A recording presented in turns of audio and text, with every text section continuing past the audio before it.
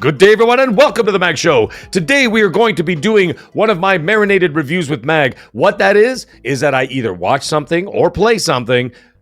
I give my initial score, then I sit on it, let it marinate for a little while, and then I go back and give my final score. Once I allowed all the information to sort of seep into my brain and marinate and sit there and get all my thoughts correct, and then give that final score. That's the way I think everything should be done. You can't run out of the new Jurassic Park and say, that was a perfect 10, because you were so excited because you got to see it in IMAX, and then all of a sudden, 3 days later, you're like, you know what, that wasn't really that good. And that's why I do these. I think this is more authentic, and this is the best way to do it. But today, we are going to be talking about the state of play that just happened the other day, and that, of course, is for Ghost of Yotei from Sucker Punch. That's coming out October 2nd of this year, and boy, am I ever excited for this game. Let's get right into it. So, what is this game all about? Well, it's a sequel, not really a sequel, to Ghost of Tsushima that came out 5 years ago, and I can't believe it's been 5 years already. It's completely wild to me. But either way, that game was more of a sort of public situation that happened there. I mean, these were invaders that came into the country, came into the island, and the Mongols, and they tried to take over. And of course, this was about liberating the people and the countryside from the invaders. Yes, there was a little bit of a personal touch in there. I'm not going to get into the story beats in case anybody who hasn't played it, which would be a travesty in my opinion. But either way, it doesn't matter. Let's get into that. So what happened there? And then, that was about liberating the island and the people and all that. This is completely different. This takes place 300 years later, so it's not obviously a direct sequel. And of course, what this is a very personal journey. It's from a young lady named Matsu, and when she was a very young girl, there was a ruthless gang of samurai called the Yotei Six who, spoiler alert,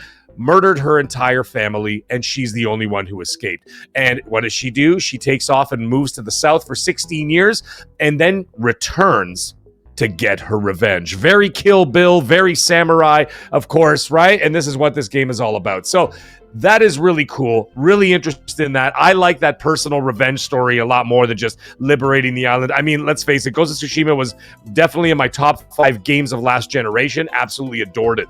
But anyways, what did they show yesterday? They showed a vast open world, very interesting NPCs, gorgeous in my opinion. I know I saw a lot of people out there actually were talking about making jokes and saying, oh, I didn't know it was coming out for the PS4 and all that. I'm like, okay, it doesn't look, I mean, this looks incredible. And actually, this scene right here that you're looking at, you're able, with the press of a button, you can go back. And you can go back and forth from the past and obviously to the present, where you could see what things looked like as they were before, right? So you basically can play her memories. Very, very cool. Anyways, let's get into her weapons. And of course, what are we doing here? There's a huge combat focus in this game. And what they're doing, they got many weapons here. You got a katana, you got a spear, you got an odachi. I'll get into what an odachi is in just a moment. And then, of course, dual swords. Odachi is sort of like think of it like a very primitive Batman grapple hook kind of idea, right? With a ball on it and a blade, and you can throw it at people. You can stick them with it and then pull them towards you kind of thing. Or maybe even like a scorpion, get over here, right? That kind of vibe, right? And very, very cool. And I really like the idea of all those weapons. Now, they did say there was be a heavier focus on combat in terms of they actually encourage you to basically just walk into areas and just start a fight. Right? And I'm like, okay, that's very cool, but please don't take away the stealth. I am a huge, huge supporter of the stealth component of video games. I love stealth combat, or even just whatever, stealth games in general. That all started from way back in the Metal Gear Solid days, which of course then perfected with Splinter Cell, and then on and on and on and on down the line of all the other great stealth games that have come out. But either way, they will give you the option to do both. So it almost sounds to me like a little bit like Assassin's Creed Shadows, where you have the option. Yes, I know those are two different characters, where you could play as the ninja girl and you could play as the tank, right? And then you could do either or. You sneak around in the bushes, or you could just walk in and kick the doors down and start kicking ass. But either way, I like that there's an option there. They also said there's something very interesting as well, that you can actually take people and threaten them and scare them for information. And that information will lead to more side quests, more collectibles, upgrades of your weapons and your armor, and yeah, that's really fantastic. And also on top of it, your attire. You can also obviously get different outfits, masks. You can get hats, robes, whatever kind of clothing that you find and along the way. And of course, that is very similar to what we've already seen in Ghost of Tsushima. So, anyways, big component of the game is that. There's also another thing they talked about a lot were the camps. Now, the camps is where you set up a camp, and what's very cool is that a lot of vendors will come to you, and then from there you can make deals with them. You can talk to them. You can, of course, upgrade all your materials, get new materials. They'll send you on side quests, things like that, to be able to find new things to, once again, upgrade your weapons, your attire, your armor, all of that. And of course, that ties into what I was just talking about being able to take enemies and being able to basically take them prisoner or threaten them and scare them or whatever, beat them into submission. They'll give you information. Very similar, by the way. Do you guys remember in the Arkham series, Batman could do that? You remember that? When you could fight off like 10, 15 guys, whatever it was, in an alley, and then you left one dude, and then of course you kind of strangled him for a bit. You'd be like, tell me what is it? Or whatever. Where were the drugs going? Blah, blah, blah, blah. And you could do all that stuff. And then what would he do? That would reveal, be like, all right, fine, I'll tell you everything. And then it would reveal more of, let's say, like the Riddler puzzles or things like that, right? So this is very similar in that aspect. So it's going to play out very organically, that you can actually discover more of the map the more you interact with NPCs and other people in the game, of course, enemies and vendors along the way. I'm all for this. Another thing that they showed, which actually surprised me, I didn't know this. Some people say, Mag, weren't you paying attention? Clearly, I wasn't. Well, there's a scene here. I don't know if we're going to see it in this video, but they had scenes here where they had a wolf that you can actually have as a companion. You could utilize it to attack other enemies and things like that. And I'm like, oh, this is fantastic.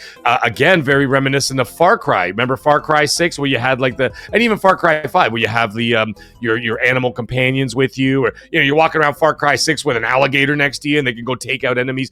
Obviously, this is going to be very similar. Probably, I'm not really sure, but it doesn't seem to be as deep as the way Ubisoft did it, where you could actually send different animals to do different things. We shall find out more as time goes on. They just gave us a very brief overview of that, so they didn't really go into too much detail. But either way, I think that's a great idea. Now, they also said companions. They did not just say a wolf. The wolf is what they showed.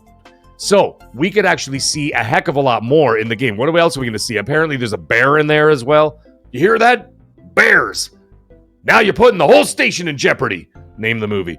Anyhow, that's really exciting to me as well. I really like that idea. So a little bit of everything going on there. Now, the one thing that I found a little bit peculiar, of course, they're still going to have some of those modes that they had last time, the Kurosawa mode. Remember that? The Kurosawa mode where they actually went into black and white so they can honor the old samurai movies from 50, 60 years ago. Of course, he was also a big influence on George Lucas and how he made the Star Wars films.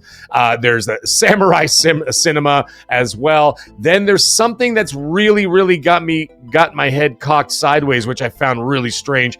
And that was the lo-fi mode. I was just like, the what?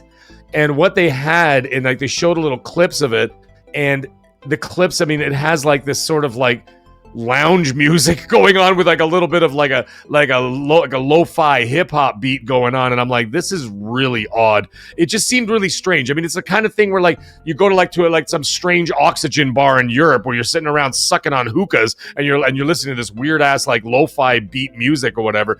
That's kind of what it felt like. It felt out of place to me, and I didn't enjoy that. I took a point off for that because I was just like, that is just so bizarre. I know it's just a mode and you could completely ignore it. However, to me, it was still something that I thought was kind of silly.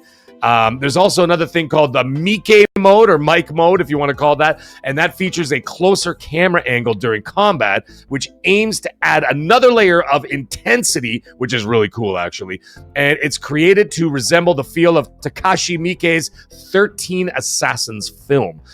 So that's another homage, again, to the old school samurai film from the past. And the other thing is that for authenticity, you could also have the game completely in Japanese, including Japanese lip sync And the voiceovers for authentic, I mean, that's fantastic as well. If you want to play the entire game, as long as there's subtitles in there, which they didn't show in the State of Play, by the way. They just showed the Japanese mode with the lip syncing and everything else, but they didn't show any subtitles. Obviously, I would want subtitles. I'll probably try it for a little bit just to, get a vibe for it. Like the Kurosawa mode, I didn't play Ghost of Tsushima in Kurosawa mode. I did it for like 5 minutes, and I'm like, wow, that is actually really cool. However, I'm not going to play the whole game like that, and I certainly won't play the entire game in Japanese reading subtitles. I'd rather have it with the English dub. So that's one thing. Now, the last thing I wanted to talk about, which was a huge component for me personally, gave me goosebumps when I played the first game, was the music. The music in this game, from what I've seen so far, is absolutely outstanding. It is a 10 out of 10 in terms of emotion, feeling, intensity, just the bravissimo of it, the gravitas of the sound. It was just so rich and full, and obviously full of authentic Japanese instruments as well as orchestral score mixed in. I thought that was a perfect 10 out of 10. I was super, super happy to see that. Now, another cool little tidbit, if you're interested, you can actually go to Spotify or other music download sites and all that kind of jazz and streaming sites. And what you can do is you can actually download 2 tracks right now if you wish. And funny enough, I downloaded them yesterday while I was working out, and I listened to those 2 tracks while I was working out, and boy, did it help. Man, they were awesome. So that was a fantastic showing once again, because in the first game, there is nothing more incredible than the music in that first game. That first game's music was possibly some of the best music of last generation I've seen in a video game. And the other thing, like even one of the last scenes, again, I will not spoil any of the game, but there is a final confrontation, I'll just say that much, where the music was so unbelievable. I was almost in tears. Not only just what was happening on screen, but just the feeling. I literally had goosebumps and just like, holy crap, this is incredible. It was just so amazing. They obviously have not disappointed this time around as well. So anyways, now I'm going to give you all that. I'm going to give you my scores now that I've given you all this information. And I'm going to have to say that upon first viewing of this, I gave this an 8.5 out of 10. The more I sat on this and the more I thought about it and the more I allowed this to marinate, I have to say that this showing of this game was tight like a tiger. It was concise. They got all the information out there. It was exciting from minute 1 to minute 20. It was a 20-minute, 21-minute show. I couldn't keep my eyes off the screen.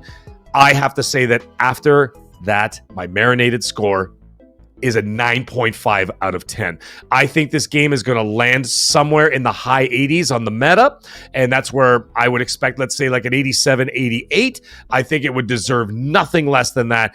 Sucker Punch has not disappointed me thus far with the last 5 games that they've released. Don't forget, they also were part of Infamous, right? Infamous is also a fantastic series that I've played through. I played through 3 of them, and of course now Ghost of Tsushima, and now soon to be Ghost of Yotei. So they've not disappointed me.